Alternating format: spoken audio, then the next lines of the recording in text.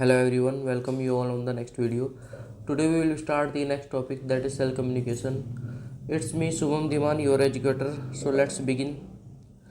सबसे पहला क्वेश्चन ये उठता है कि सेल कम्युनिकेशन का मतलब क्या है। कम्युनिकेशन आप समझते हो कि जैसे हम जो है आपस में बातचीत करते हैं और एक दूसरे को अपना टॉपिक या कोई भी बात हम जो है समझाते हैं। ऐसे ही सेल जो है क्या करती है, कोई भी सिग्नलिंग मॉलिक्यूल को वो सिक्रेट करती है और कोई दूसरी सेल उसके प्रति क्या करती है, रिएक्ट करती है।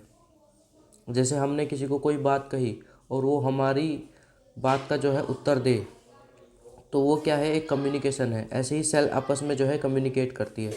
अब सेल के कम्युनिकेशन के लिए दो चीज़ें ज़रूरी हैं, एक तो सिग्नलिंग मॉलिक्यूल्स और दूसरा रिसेप्टर प्रोटीन। सिग्नलिंग मॉलिक्यूल वो मॉलिक्यूल होगा जो एक सेल जो है सिक्रेट करेगी, और रिसेप्टर जो है इसलिए चाहिए होता है जो दूसरी सेल उसको रिसीव, ये जो सिग्नलिंग मॉलिक्यूल है ये जो है जा कर के एक रिसेप्टर पर बाइंड करेगा दूसरी सेल के। तो बेसिकली होता क्या है कि ये जो सिग्नलिंग मॉलिक्यूल है ये लिगेंड कहलाएगा, और ये जो रिसेप्टर प्रोटीन है, the molecule to which the ligand binds. तो आप ऐसा समझ सकते हैं कि ये कोई सेल है और ये सेल जो है एक सिग्नलिंग मॉलिक्यूल को सिक्रेट करेगी, और ये जो सिग्नलिंग मॉलिक्यूल है ये एक रिसेप्टर है, यहाँ पर जाकर के बाइंड करेगा और फिर इससे कोई रिस्पॉन्स होगा। तो आप ऐसा समझ सकते हो।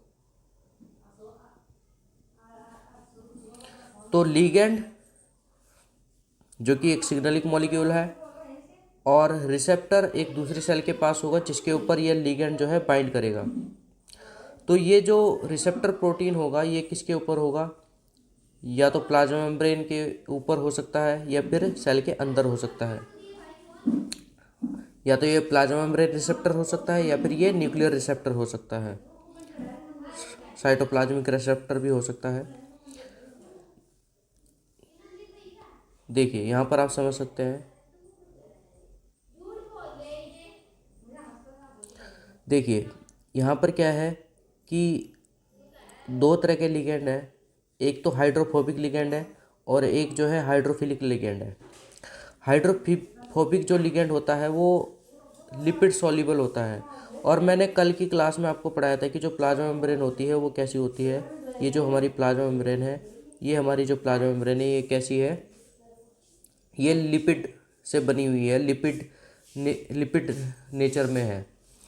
तो जो हाइड्रोफोबिक लिगेंड होंगे, जो लिपिड सॉल्युबल होंगे, वो आसानी से जो है क्या करेंगे, इस प्लाज्मा मेम्ब्रेन को पार कर लेंगे, और पार करने के बाद जो है ये इंट्रासेलुलर रिसेप्टर के साथ जो है बाइंड करेंगे। ये इंट्रासेलुलर रिसेप्टर है जिसके साथ ये बाइंड करेंगे।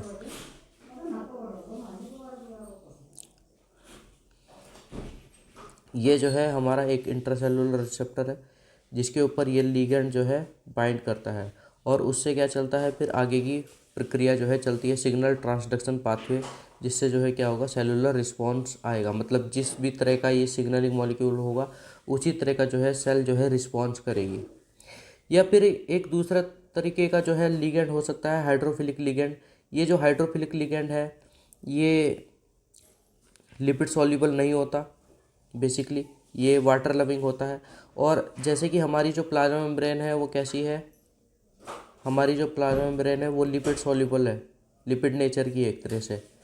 तो ये जो है इन लिगेंड को जो है अंदर जाने नहीं देती, इसलिए इनको प्लाज्मा मेम्ब्रेन पर रुककर ही अपना मैसेज जो है देना होता है, और यहाँ से फिर कोई दूसरा सेकेंडरी मैसेंजर की तरह कार्य करता है, और जो कि सिग्नल ट्रांसडक्शन पाथवे कराता है, उसके बाद जो है सेलुलर रिस्पॉन्स होता है। तो आप समझिए कि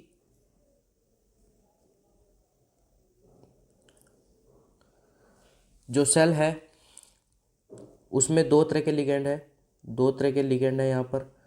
एक तो है हाइड्रोफोबिक लिगेंड, एक है हाइड्रोफिलिक लिगेंड। जो हाइड्रोफोबिक लिगेंड होगा वो आसानी से पार हो जाएगा, जो हाइड्रोफिलिक लिगेंड होगा वो क्या होगा, प्लाज्मा मेम्ब्रेन के ऊपर जो है आकर के रिसेप्टर से बाइंड करेगा, और फिर जो है वो सिग्नल जो है अंदर पहुंचाएगा और अंदर वाला जो है क्या करेगा, सिग्नल ट्रांसडक्शन पाथवे के द्वारा जो है सेलुलर रिस्पॉन्स जो है कराएगा।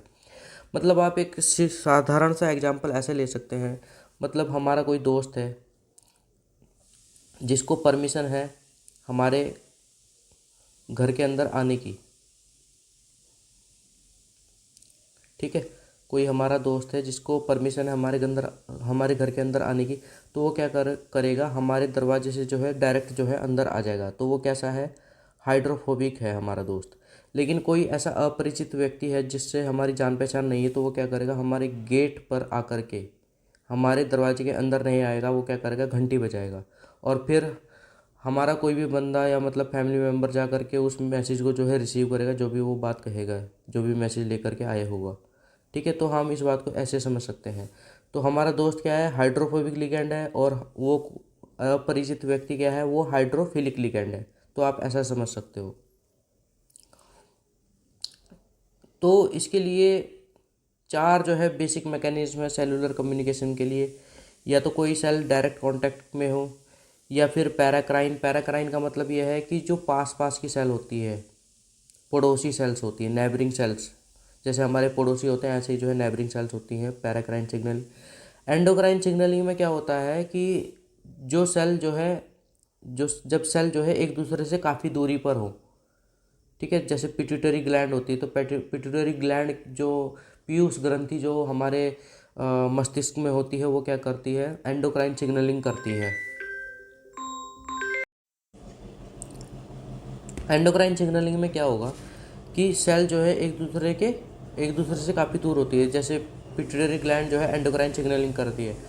साइनेप्टिक सिग्नलिंग जो है बेसिकली न्यूरॉन्स के बीच में होती है, जो न्यूरॉन्स के बीच में जो है एक न्यूरॉन से दूसरी न्यूरॉन्स के बीच में जो गैप होता है, साइनेप्टिक क्लेफ्ट जिसे बोलते हैं, साइनेप्स जिसे बोलते हैं, तो साइनेप्टिक सिग्नलिंग जो है वहाँ पर होगी। तो ऐसे जो है कोई न्यूरॉन्स है, और तो ये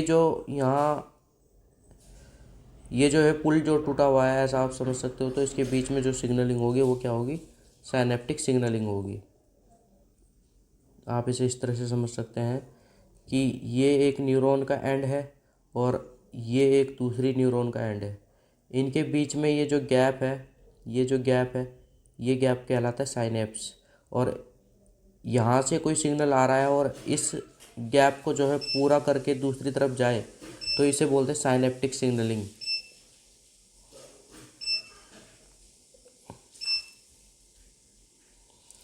डायरेक्ट कांटेक्ट की बात करते हैं सबसे पहले, कि सेल जो है डायरेक्ट कांटेक्ट में है तो क्या होता है। Basically molecules on the surface of one cell are recognized by a receptor on the adjacent cells। तो जो सेल होती है वो आपस में जो है, उनकी जो सेल है वो आपस में जो है, ये जो एडजेसेंट प्लाज्मा मेम्ब्रेन है, ये आपस में जुड़ी हुई हैं, एक तरह से एक दूसरे के पास पास हैं। और ये जो है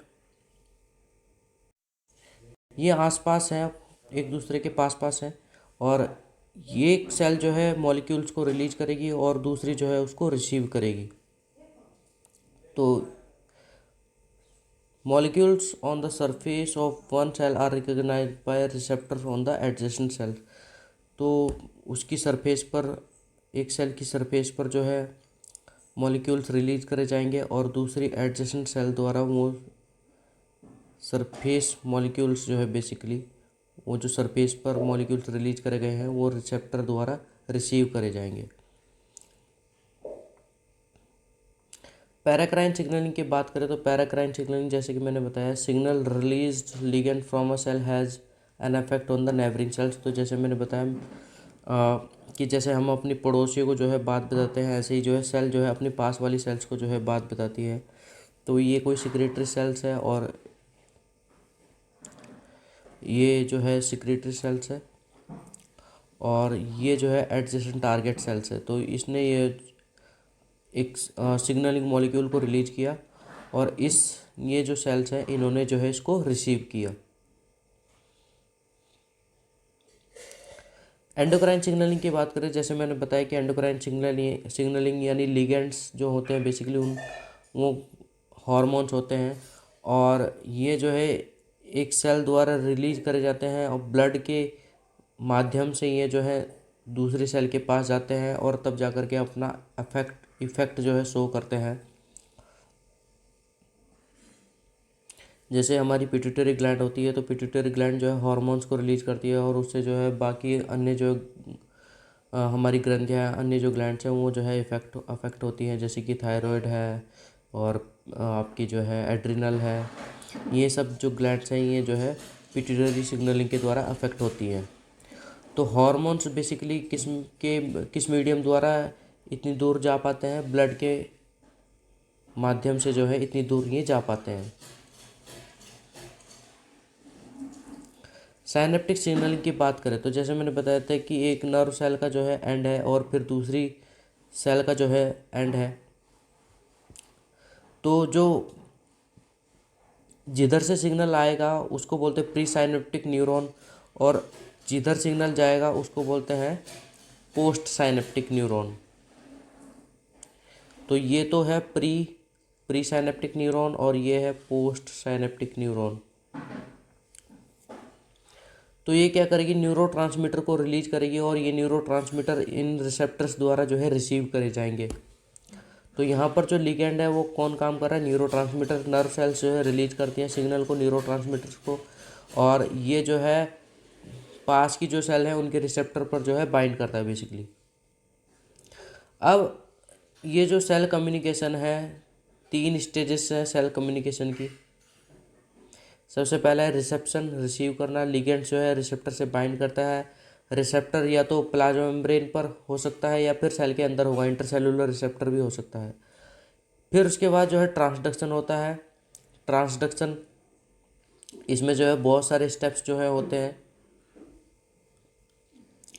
इसमें जो है बहुत सारे स्टेप्स होते हैं और ये जो है एक प्रक्रिया चलती है जिसमें केमिकली जो है प्रोसेसिंग होती है इसमें।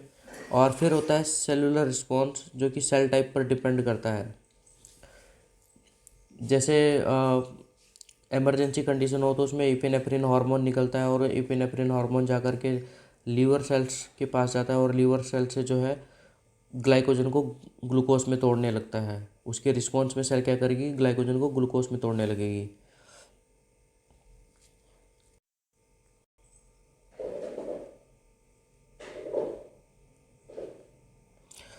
रिसेप्टर टाइप्स की अगर हम बात करें,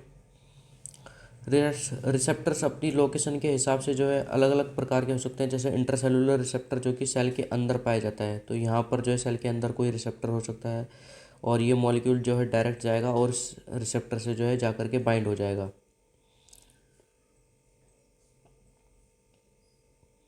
और जो है सेल सरफेस रिसेप्टर्स होते हैं, मेम्ब्रेन रिसेप्टर्स जिनको बोलते हैं, जो कि प्लाज्मा मेम्ब्रेन के ऊपर होंगे और ये सेल के जो है बाहर होते हैं,